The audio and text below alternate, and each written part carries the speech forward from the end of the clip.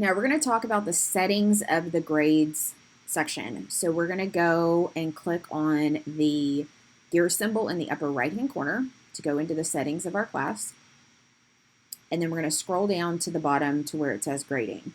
This option is only available via the browser version. It is not accessible from the Google Classroom iPad app at this time.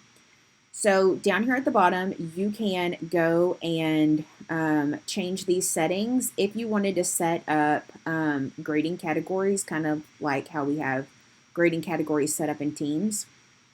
The one thing to note, however, is that in Google Classroom, currently right now, there is no way to separate first 6 weeks, second 6 weeks, third 6 weeks. So when you're creating an overall grade, what it's doing is it's all of the assignments in the classroom.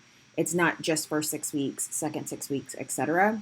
So what I would suggest is I would leave this off for no overall grade.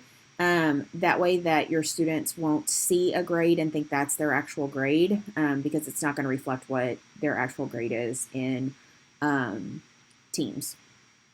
So down here, you can toggle that on or off if you want the kids to be able to see it. So if you wanted to see total points, you could turn total points on or the weighted by category option.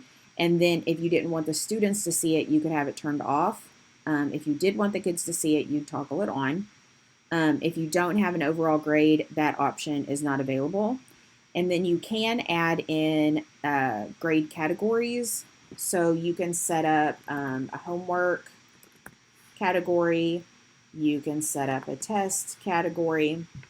So if you do not have an overall grade, what these grade categories do is you can create a category and give it a default amount of points. So if you were saying your homework is going to be worth 50 points and a test might be worth 50 points, it would automatically put that in there when you're actually creating the assignment.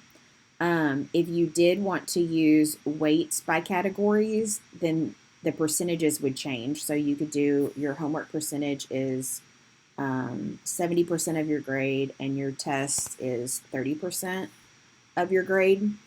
And then it would calculate the overall student average for that. Just again, remember that this is for all of the grades in the class and it does not separate by first 6 weeks, second 6 weeks, etc.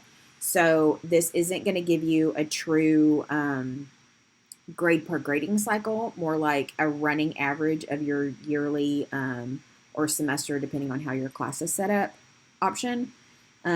So more likely than not, you're probably going to leave it as no overall grade, and then set up grade categories if you want to help you when you're creating assignments.